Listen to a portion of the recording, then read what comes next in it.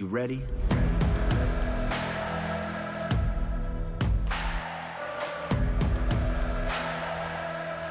We will not lose, let it sink in. Never back down, we don't play around. Coming for the dub and the crown. Battle for the win, we the kingpin. We will not lose, let it sink in. Never back down, we don't play around. Coming for the dub and the crown. We will not lose, let it sink in. Hello and welcome to this week's Game Changers. I'm your host, Lauren Burgess. And I'm your host, Shelby Schaubel. Lauren, we have a special episode of the show this week. That's right, Shelby. Usually we're attending Special Olympics events, but they've been on a break. So we headed over to the Will Norton Miracle Field to take in some Miracle League action. For those that may not know, the Joplin Miracle League was created in 2013 for handicapped children and adults to be able to play America's pastime.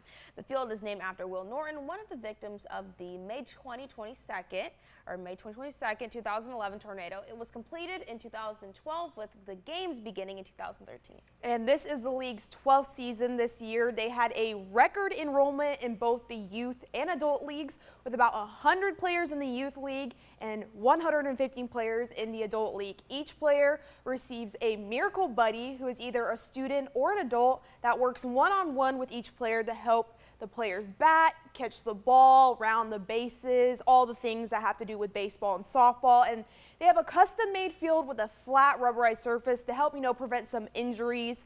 Each player bats one per inning, and all players are safe on each of the bases, and players also score a run each inning. The season started on Saturday, April 11th, and teams play every Saturday, weather permitting, up until Memorial Day weekend. So I kind of have to talk about weather. That's your expertise. So when it comes Girl, to weather in baseball and softball, what's kind of the perfect weather? I'm based on most sports, sunshine, Right. low winds and sunshine. So I'd say kind of when we start getting to that like spring/summer sweet period, I think that is when it's like that perfect time. But I love talking about the weather, but as you seen lately, we've seen some strong weather hitting the four states. So lately it's probably not been the best time. I agree, and I think the no wind or little to no wind is a huge thing because wind plays a factor in all sports. Yes. And so we do love the wind sometimes when it is super hot, but probably not in the case of playing baseball and softball. But with all that being said, we don't want to keep you folks waiting for some Joplin Miracle League action. So now let's take a look at game one.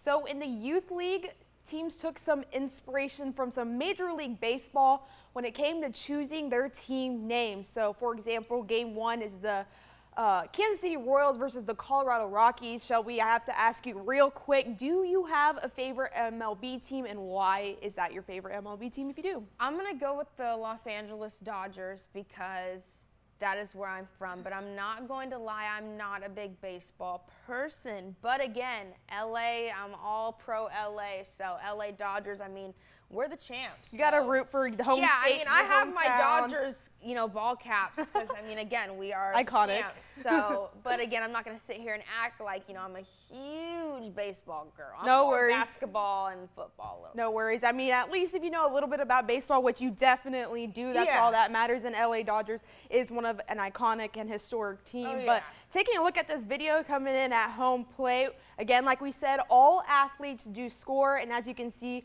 there is a buddy with them, just someone that's helping guide. Yeah. And usually most of the time these buddies are volunteers. Looks like that ball went a little bit foul, but despite that, we're still going strong to first base. I think this is the Colorado Rockies batting right now. That one straight down the infield. We love to see it, and again, kind of the same area with that. Oh, throw that bat down with dominance. That would be me. We love to see it. I'd be like, yeah, I hit one ball, I'm out. I did it. And all of these athletes, they take as many times as they need to get that bat going. Sometimes they use a little tee for some assistance. Me. Nonetheless, all these athletes will get at least a hit every inning, and we'll get to run the bases, which I think is obviously a very main and important part about baseball and softball. No, for sure. And that is me. I would need the tee and all the extra help because that in elementary school, that was never my thing. The softball, whatever. Hand-eye coordination. Yeah, that's not my strong suit. That's why I did track and stuff like that. And good game, and the handshake. So I think that's our signal to move on to game two. which is between the Sacramento Athletics and the St. Louis Cardinals. Again, a lot of great hits, and you talked about the LA Dodgers. I have to talk about the St. Louis Cardinals because, again, being from the Show Me State, being from Missouri, Springfield Cardinals just down the road, which is the minor league team for the St. Louis Cardinals. That's the team that I cheered for. Like you said, I'm more of like a soccer person and other sports over baseball. But again, if I had to root for one team, it would be the St. Louis Cardinals. And man, did you just see that hit? That went straight to the outfield. Looked like all those runners made more than just one base. Yeah, I mean, great shot for sure. I'm jealous. I need to learn from all of these kids because they definitely have skills for sure. And it was pretty good base running as well. I mean, as you can see, I think all these athletes really putting in a good pace in running, really trying their hardest, and I think that's just super important when it comes to any sport, you know, just hard work and never giving up, you know. I think we've talked about that in past episodes, but you see a lot of similarities with the Joplin Miracle League with Special Olympics in terms of like good sportsmanship, working hard, and all those things. And it's nice to see that these, you know, events and these sporting things allow, you know, character development, you know, things of that nature, but also getting your athleticness, you know, like running and putting in that exercise. Yes, it's definitely a good way to kind of show off your athleticism and get out there, especially when the weather's nice. I mean, it seems like they had great weather for what they have going on, so winds don't look too crazy. You can kind of see their hair blowing around a little bit, so some breezes, but we have the sun and no storms. So, I mean, great teamwork. Everyone looks like they're helping out and doing a good thing. And let's take a look or kind of a listen from one of the athletes. Christian. Well, team is really good. All the team is really good to me and really kind to me. Game 3, the Houston Astros against the Chicago White Sox. I believe this is the last youth league game. Usually every Saturday it's 3 youth league games in the morning, and then they take a little bit of a break, and then it's on to, I guess, a little bit of a sneak peek, jumping the gun a little bit, the adult league games. But again, a lot of great action from all of the youth league teams. As you can see, we just saw a little bit of defense there at shortstop, getting that ball to stop and make it back to the pitcher. We love to see that because honestly, defense is hard, and there's a lot of players out on that field, and, you know, just making a stop for the ball is, you know, great defense, and we've seen a lot of great offense as well. So I like seeing when, you know, the players can make a play on the ball, make that stop so it doesn't go past outfield. But again, the Astros just scoring runs like no other. There's another one. Looks like they got 2 right then and there. And another great hit by an Astro player. I love to see it. I'm so jealous. Like, they're just so good at such a young age. Like, that's why I didn't do softball or, you know, anything like that. It just wasn't for me. But I can appreciate people that are showing such skill at a young age. And it looks like the other team is now up to bat.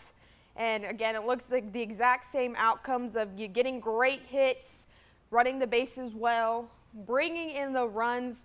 We love to see it.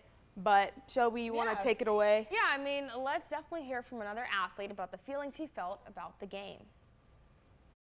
I had a good time because I hit it out of the park and over the fence like in the movie Hardball. Like, make all my cousins proud and my parents proud. And like we said a little bit earlier, giving a little bit of a tease about kind of what the second half of this episode is going to look like. We are on to the adult league, so we'll have 3 games up for you guys. And this one, like you saw on your screen, is between the Yellow Hornets and the Orange Crush. A little bit of different names. The youth league had, you know, the Major League Baseball, and this one's a little bit kind of more fun, you know, a little bit more like Orange Crush, like, I like the Orange soda. Crush. That's where I'd go. I'm going wherever Go the to soda, soda, is, go the food closest pop. thing to food is, that's where I'm going. And as you can kind of see, I think that there's a little bit of a difference here, at least in this game. The Orange Crush is kind of just in the third base, shortstop, second base, first base line. Not really too many people in the infield close up, you know, near the pitcher for like maybe any bunts or any, you know, home runs and they're near the fence in the outfield. So I find that very interesting. It's kind of like they are all playing together as a team, like one line of defense, which is very cool, and you don't really see that very often. And so I just kind of thought pointing that out would be, you know, interesting. For sure, yeah. And speaking of team, let's hear from Joplin Miracle League board member Robert Carlson about the opportunity Joplin Miracle League gives to the athletes. Seeing children and adults play baseball who wouldn't normally be able to participate in America's pastime, really, because of the way the field is, or a lot of other reasons. So seeing them be able to come out here and do that's really rewarding. Game number 2 of the Adult League, the Redbirds versus the Purple Dragons. And I don't know if the Purple Dragons is the Pittsburgh Purple Dragons, but nonetheless, Purple Dragons is still a very unique name. Same with Redbirds, kind of reminds me of a certain TV show, Sesame Street. But, you know, we love to see that these teams get to kind of make whatever name that they would like. Yeah, and outfits are, you know, on point with the red on red. The monochromatic look. I like that. Mm-hmm. I like agree. the red on red. And it seems like Redbirds is up to bat first. And again, it looks like the Purple Dragons are kind of a little more in the outfield this time, but still kind of one line of defense. And I mean, look at that shot. That one made it exactly to the line of defense. The bat and went almost basically to outfield, but the Purple Dragons stopped it. But nonetheless, the Redbirds still making those runs in. And I kind of want to see what the Purple Dragons do here on batting. If another run comes in for the Redbirds, and here we go now. The Purple Dragons batting now. That one's straight down the middle. And again, the Redbirds taking a similar defense with that one line, kind of in outfield, kind of in infield, but another Purple Dragon making his way on home. Yeah. Oh, he's ready. Straight down the infield. Just moving. I mean, he's running, and, you know, it's nice to see the athletes, but we've also heard from some of the coaches as well. Let's definitely take a look at what he has to say. I wouldn't say it's hard at all, to be honest. We get so much out of it personally, you know. I think it's more fun for me sometimes than it is the players. And last but certainly not least, the last adult game, but the last game of the Joplin Miracle Leagues for this week's episode. We've got the Green Gators against the Blue Angels, and Green Gators up to bat first. That one straight into outfield. That one is gone. I kind of spoke that into existence. You can't even see where it went. It's out in the trees probably. I know. I'm wondering if that one made it over the fence, but that I was surprised, shook by that. I kind of spoke that one into existence, but what a great hit by the Green Gators, allowing some runners to come in. He's ready. He's teed up. Oh, that one's with right field, kind of out of the camera view, but that is okay.